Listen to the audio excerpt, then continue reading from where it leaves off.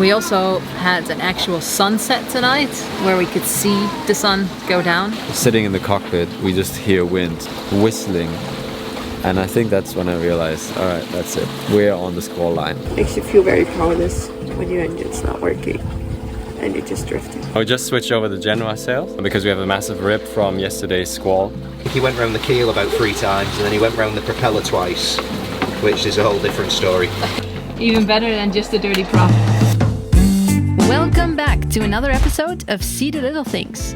We've spent about a week out at sea now, and our bodies have adjusted to the motion of the ocean. Our minds have accepted that these 36 foot are our life now. Time seems to have lost meaning, except for the moments where we wonder when our next shift is about to start or if it's time for our next meal already. We haven't really reached speeds above 5 knots, and our average seems to linger around 4 to 4.5 knots. At this speed, we will be taking a couple days longer than we expected. Our calculations keep telling us we will still be 2.5 to 3 weeks.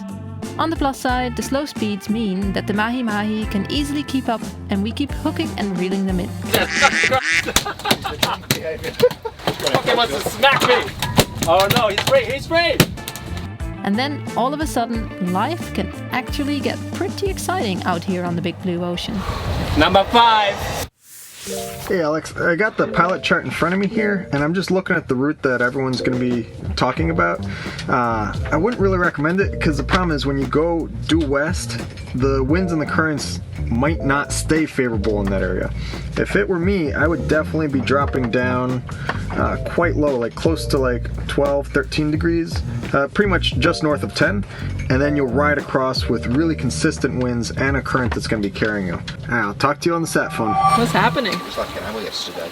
Yeah, I think it was not even an hour. It's a good start of the day, catch a fish. We need this glove. Makes it really hard to cut as well. Yeah. So you got the biggest one to cut, huh? Yeah, I'm so thankful. Well, it's easier if it's bigger. It's really big. Oh, beautiful creature. Yeah. So sorry for killing you. You should be happy it's turning into nuggets. See if you do a better job than I did yesterday. It's not a contest. Oh, it's not? No, because you'd be losing. Hell mate, you should get a job in a fish shop with those skills. Uh-huh. You wasted to working on computers. I know. The cut there. I went around. Oh, it's alright, you can slice the ribs out after. I didn't think you'd do this, babe. Like when we got the fish in Valencia, remember? Yeah. You're like, I'm not doing this because I'm not eating it, so you're doing this. And you were absolutely not willing to cut the fish or touch it. Yeah, because I didn't eat it. Yeah. Just wash it down a bit. How's it going, babe? Well, good, I think. Yeah? It's a bit of a difficult angle. I think I'm losing lots. Because I don't have a good knife.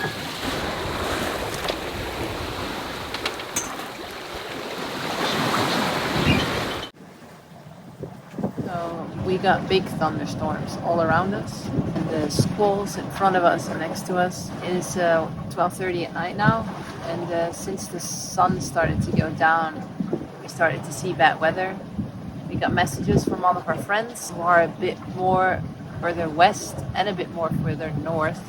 They all ended up in thunderstorms and had them all around them, like closer than we did.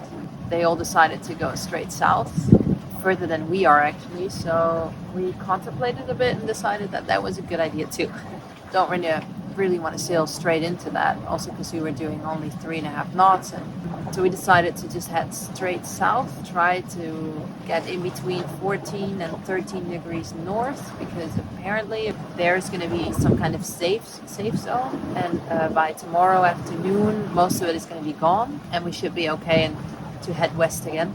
We're kind of happy that we're slower than everybody else, because that means that we were not in the middle of it, but it was still in front of us.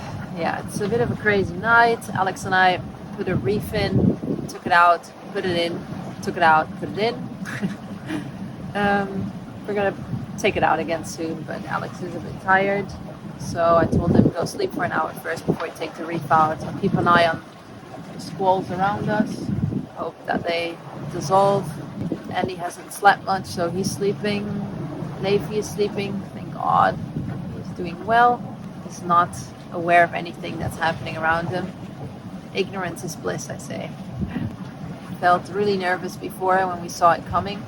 and I felt really irresponsible for doing this with a baby. Like when dangers come close, you wonder if this was a good idea. Wow. I still see lightning all around us, but mostly not behind us. We need another 35 miles until we're in this safe zone, but we're only doing about 3.5 to 4 knots even under engine because the prop's just so bad. Alex has to go into the water when it's light and when there's no thunderstorms around us anymore, because he thought it would be a good idea to go into the water in freaking pitch black with thunderstorms all around us. And I said, no, let's just go slow and try to avoid this thing and then fix that shit in the morning. Let's not go crazy. It's been a weird night. We're getting there. It is 6:30 in the morning now, and the sun is finally coming up. It's really cloudy, so we can't really see it. I'm happy it's not pitch black and dark and lightning all around us anymore. Managed to avoid actually everything. We just had a little bit of rain. Apparently there's still a big lightning storm in front of us, but it will be gone before we get there, so we're just not sailing it too quickly, which is not something we have done since we left, so don't need to worry about sailing too quickly.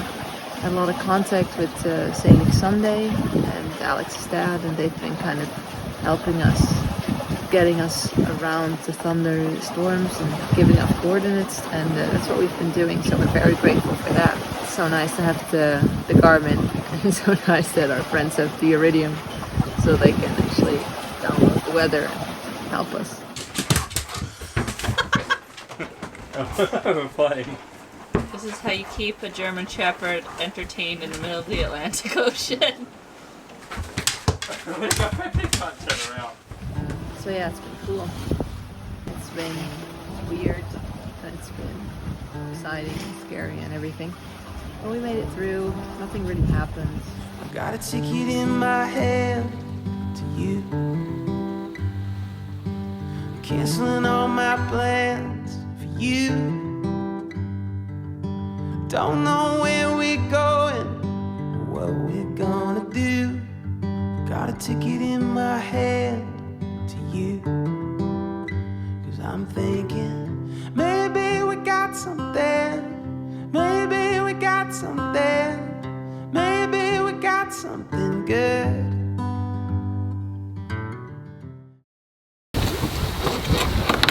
What you're up to?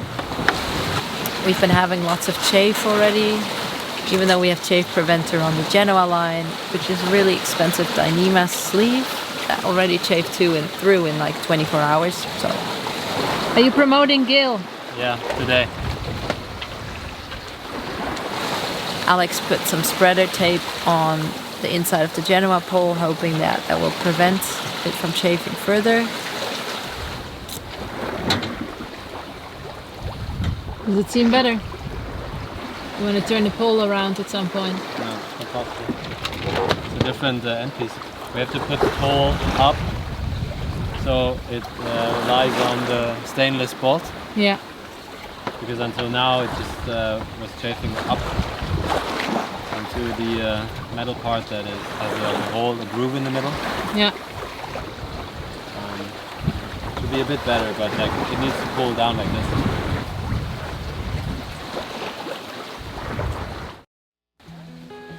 Showering and washing often seems to take a step down on the priority list with every day that land lies further and further behind us. Washing takes quite some effort, and since there is no one non-smelly around us to notice, it really gets easy to say, I'll take care of it tomorrow. Yeah. Are you making a bit of a mess of the bathroom today?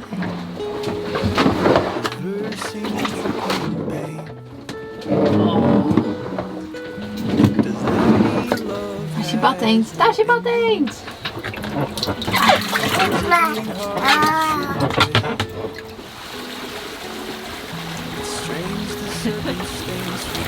That's an inventive way of using that bucket. That's great. Yeah? Yeah. Oh, it's so cold! I thought you said it was warm. Yeah, I was lying to myself. Oh, okay. Oh. Also, it's evening. windy.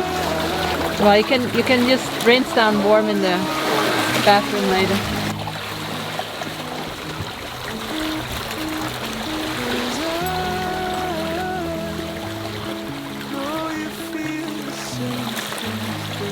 You've been waiting for this for a long time, huh? Clean your feet. Yes. I clean my feet in the fish bucket. Oh yes. Yes. Perfect.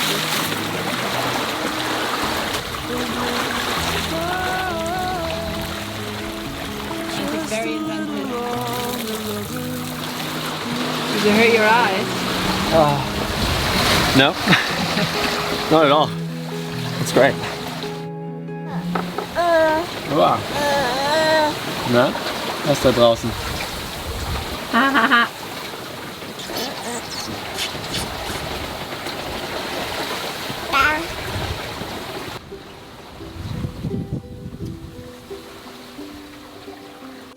If you want to get further up, you have to bring the pole over again.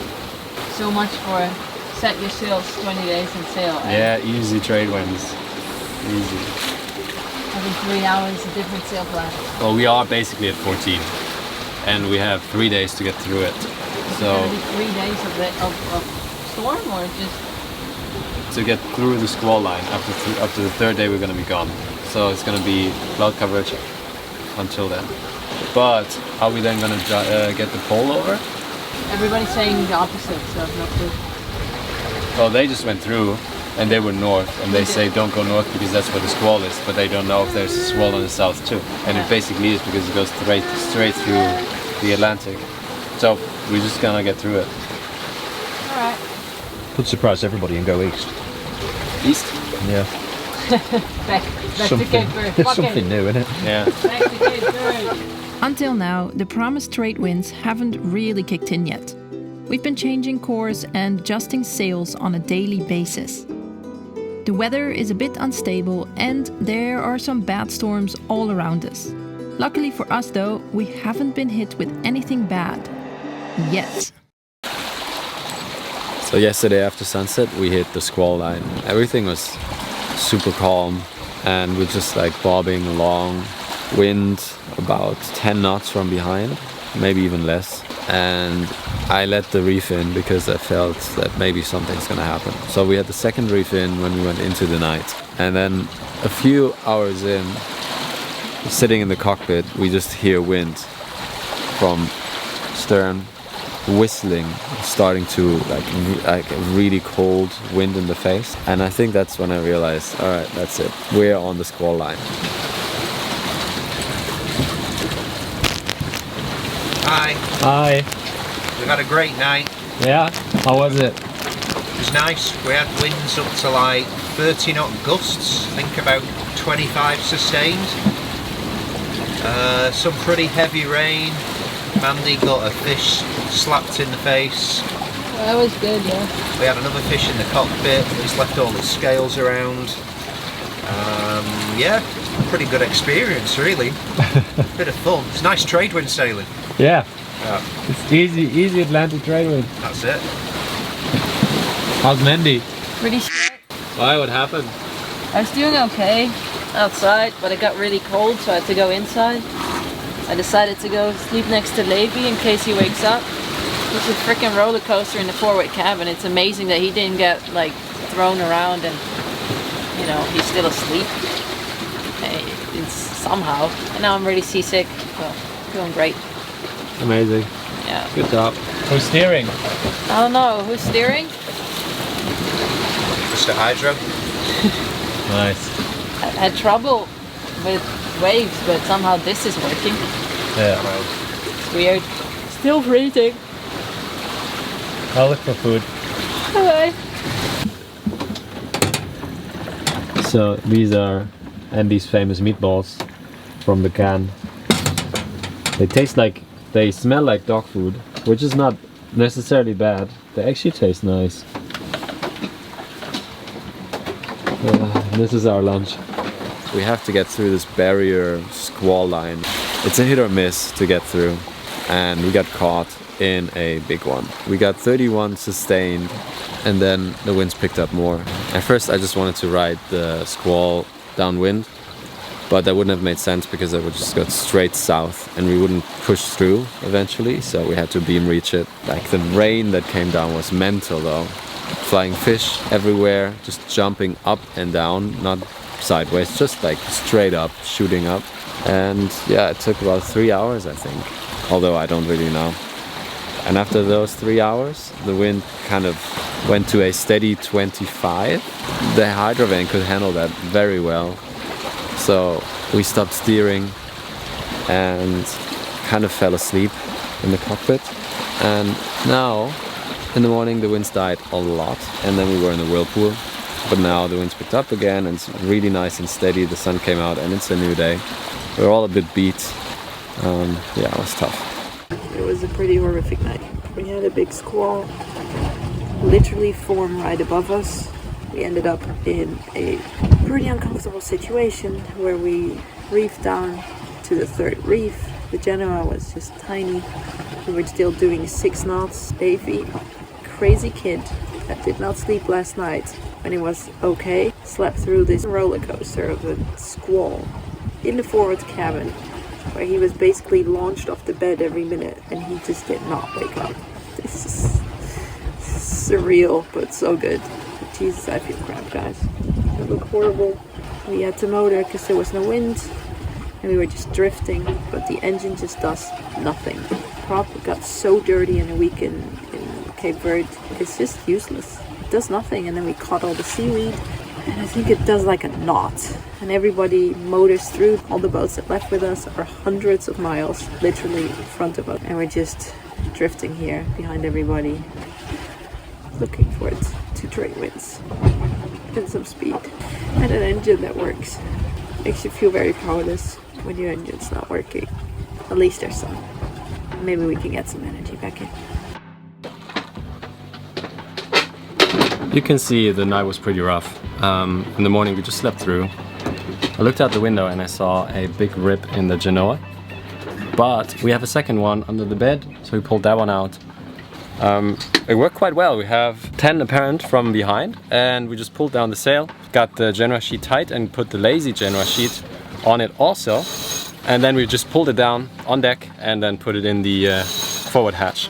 The tubes of the furler actually went up when we pulled up the Genoa, so that was a new one and freaked me out a bit because it went out of the drum, but we just pulled it back down again, and this boat looks very, very unorganized.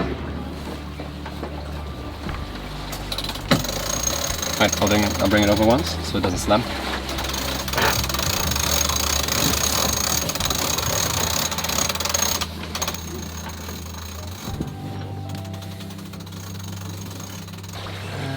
Yeah, I should be okay. Looks good. Nice. Yeah. In the southwest. It's pushing us towards where we want to go, rather than away from where we're going to go. Oh, something. Great.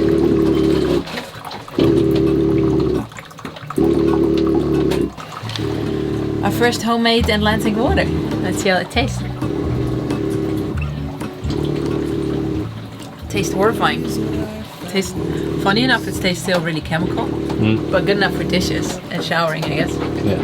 So that's something. So how does it feel that your work's paying off? Feels really good. Yeah? Yeah. So we switch over to the tank and we're actually making real water. It's going straight into the tank. Do you feel like a little bit genius right Like now? a god. Yeah? Yeah, we're demigods. Oh. You did well, babe. I mean, it was a lot of effort. It was a lot of effort. But when you're out here and you just push the buttons and you get water that you could drink if you had to. Oh. So nice. And now you can shower more often. Yeah, that's true. You can shower. It's also a good one. Hold on. What just happened? I think we caught a fish. Now we have light around the prop at the keel. Yeah. Even better than just a dirty prop. He suspects we caught a fish. There's a fish here. Hey guys, it's me, Axel. We're making our way across, day by day, and we get sarcasm on the prop, with a fishing line, our fishing line. So one of us has to bite the bullet and dive it. It's me, Alex, in Mandy's wet gear, with gloves and knives and weights, looking like a scrawny Bond villain. We keep catching fish, and now with homemade lures made out of baby toys. Then there's some crazy beautiful days once we hit the trade winds. So get ready for some good ocean days next time on STLT. Let us know what video you're watching next in the comments. Cheers!